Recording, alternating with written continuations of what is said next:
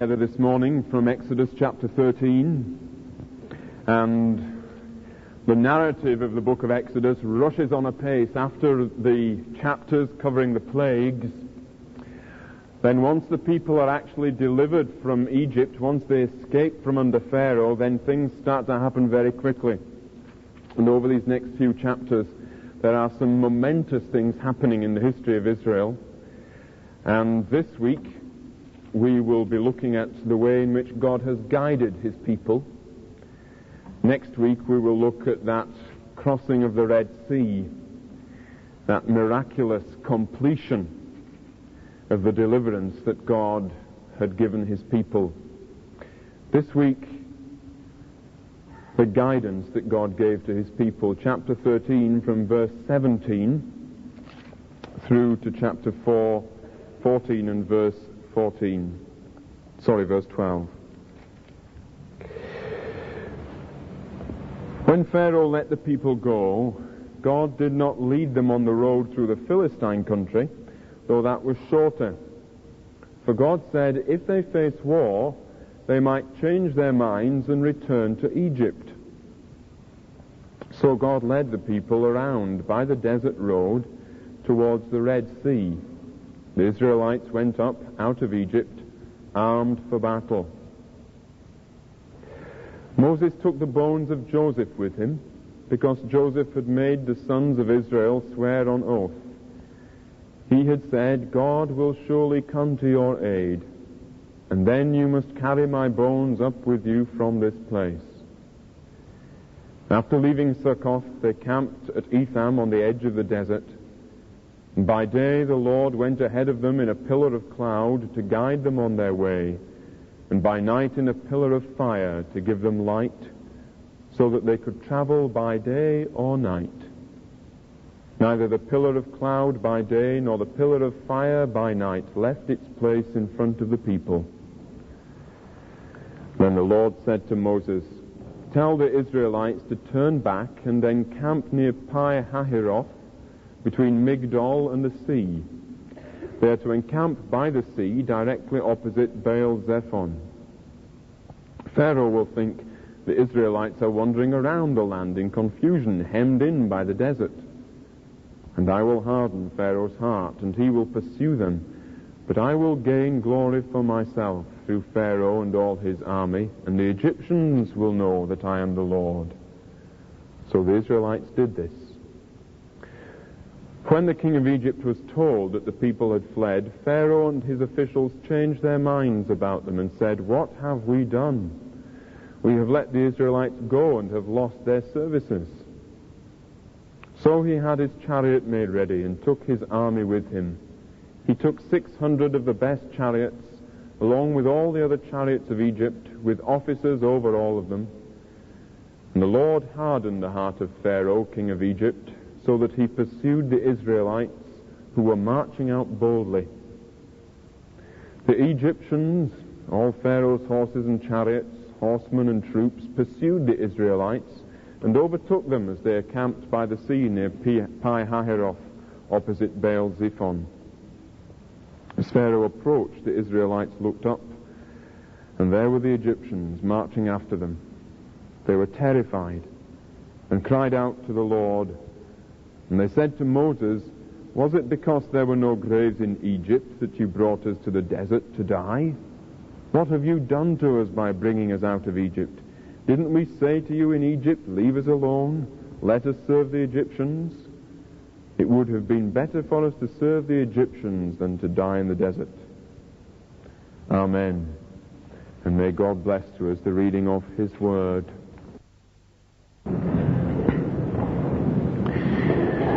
And so the Israelites are on the move. Exodus chapter 13 and from verse 17.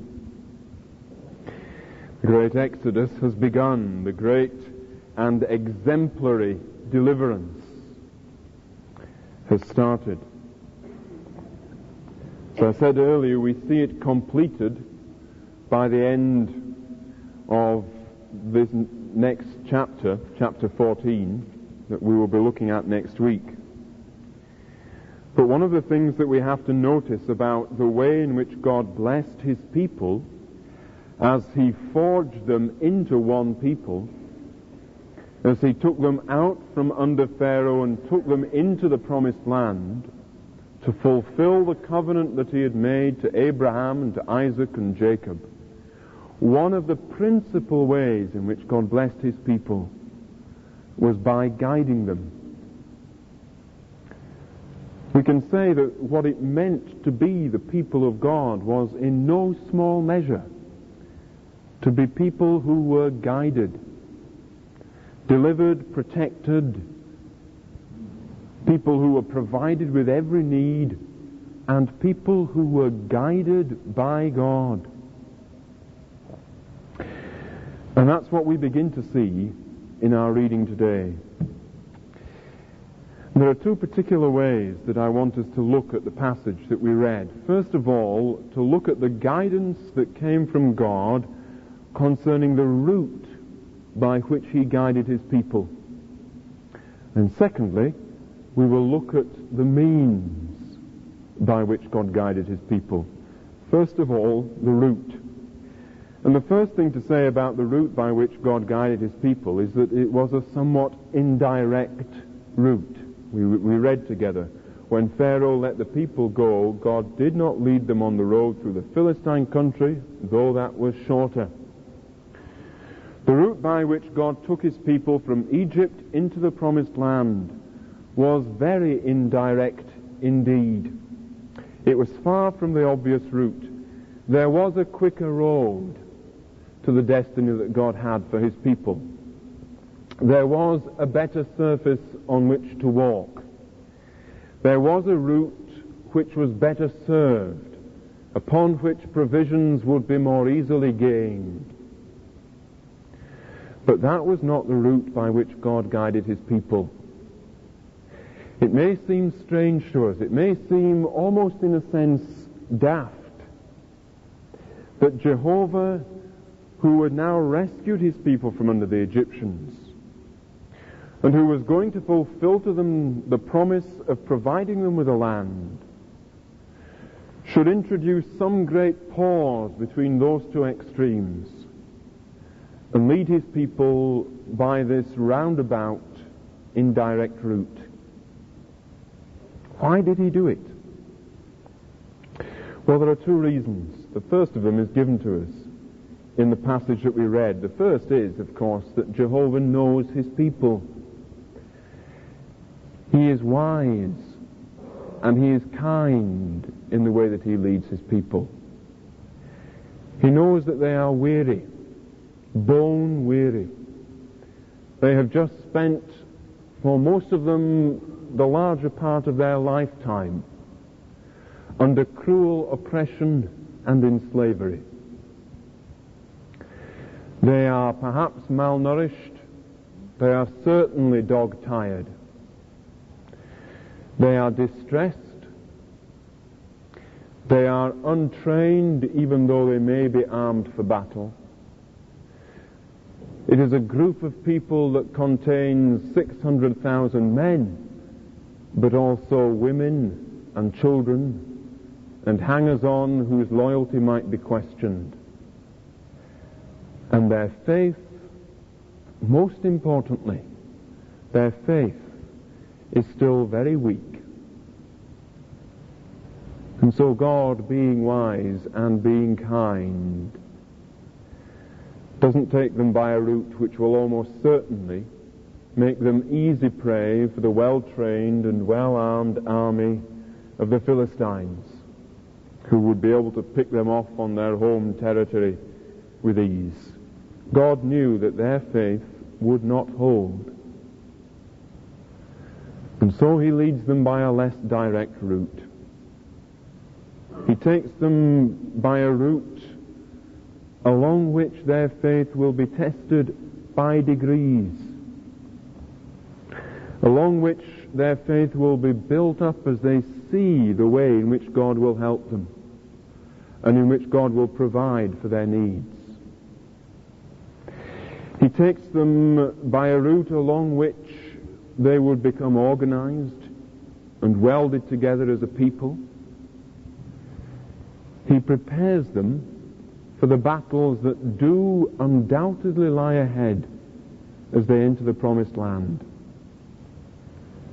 But first of all, he gives them what they know they can bear, and nothing more.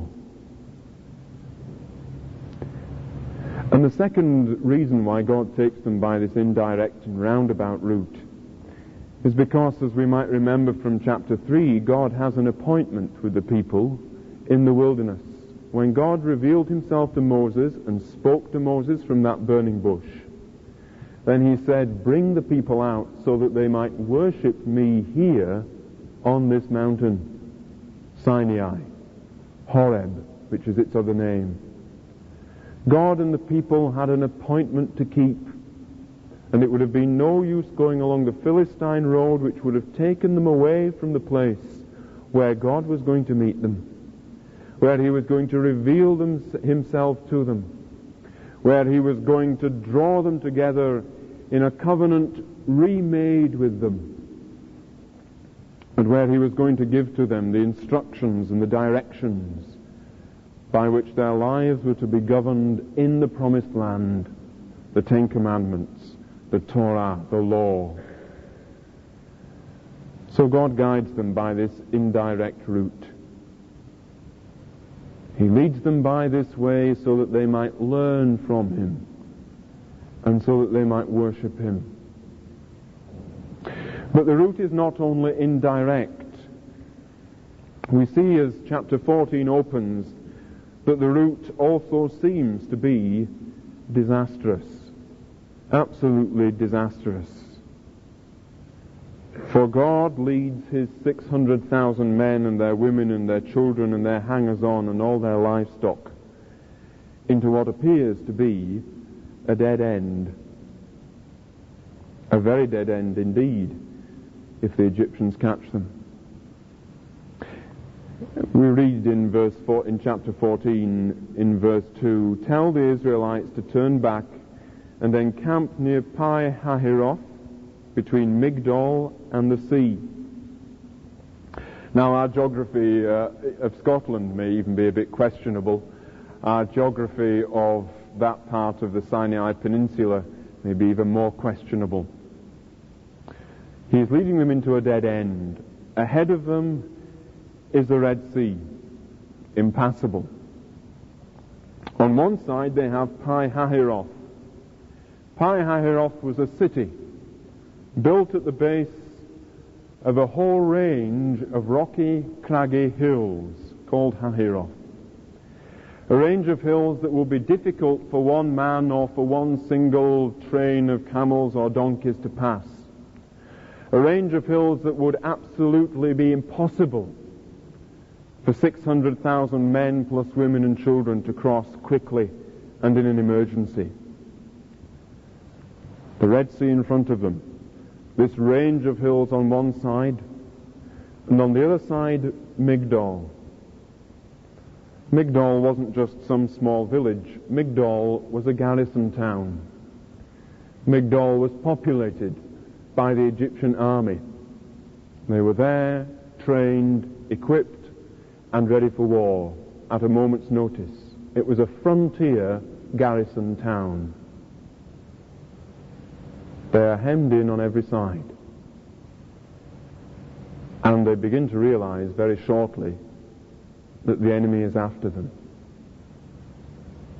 They would not be able to win that battle. An enemy is approaching them who is stronger than they are, and there appears to be no escape. But of course God had guided them into what seems to be a dead end to give them a brand new life of faith. In the first place, he exposes their faithlessness. We see their reaction in chapter 14. They were terrified and they cry out to God and they say to Moses, was it because there were no graves in Egypt that you brought us to the desert to die? Didn't we say to you, leave us alone? It would have been better to serve the Egyptians than to die in the desert. God exposes their faith, but not to judge them, He exposes their faith, their faithlessness, in order to heal them. If you like, God leads them into this dead end, leads them into what seems to be a final awful predicament. He wounds them in order to heal them. As the physician of their souls, as the one who is guiding them not just to a territory, but to himself. He lays bare their deepest, their most fundamental problem, their lack of trust in him, in order to cut it out and make them better. He is the physician of their souls. And he leads them into this dead end so that for all time they might be able to look back and see that when they're at the very end of their tether, God will deliver them. He leads them, if you like, not to a dead end, but to their tether's end. He leads them to the place where they can no longer trust themselves. He leads them to the place where there appears to be no way out, so that they might simply see his deliverance and his help, and learn, in fact, to let go of their own tethers and to lean wholly upon him. And he takes them to this dead end to bring a final judgment upon Pharaoh and the Egyptians and their hardened heart. Now, before we think for a few moments about the means by which God guided them, so indirectly and seemingly so disastrously,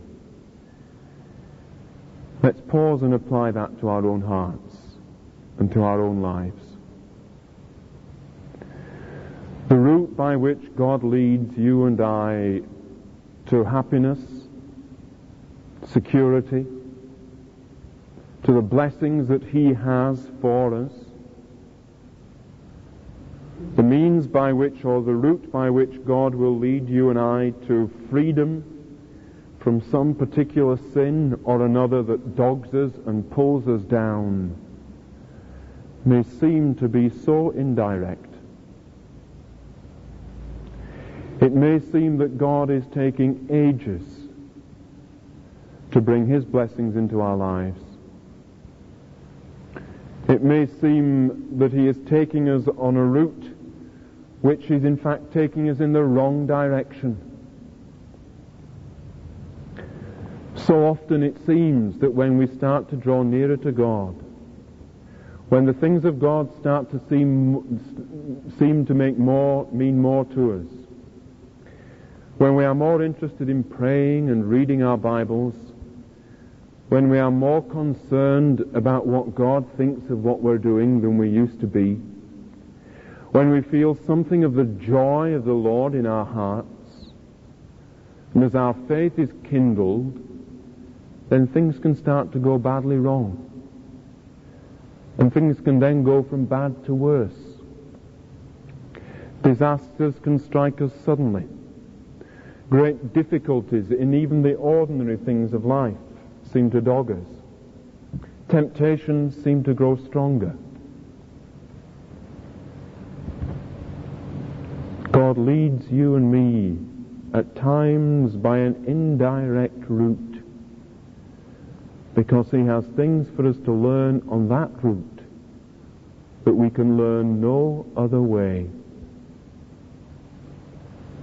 And the same for the disasters. When we seem to be hemmed in, when we seem to be faced by a situation that we can do nothing against and there is no escape, when we feel that we are entirely trapped by ourselves, by our circumstances, by the people around us, then we, like the Israelites, have been led to the very end of our tether, precisely so that we might let go of it and learn to trust God. Turn to Him in prayer and ask Him to start making the difference in our lives and to start in our lives. To start with us as He did with the Israelites. There are times when life seems to be, even for Christians, exceedingly bleak, when the outlook seems hopeless. And yet those are more often than not precisely the points in our lives where we begin to learn the infinite depth of God's love for us, where we begin to learn just how strong and powerful our God can be, when we begin to feel in an almost tangible way that this God has made Himself our God and is concerned and will do something in our lives. Very often, tether's end is the first or the most profound place of blessing.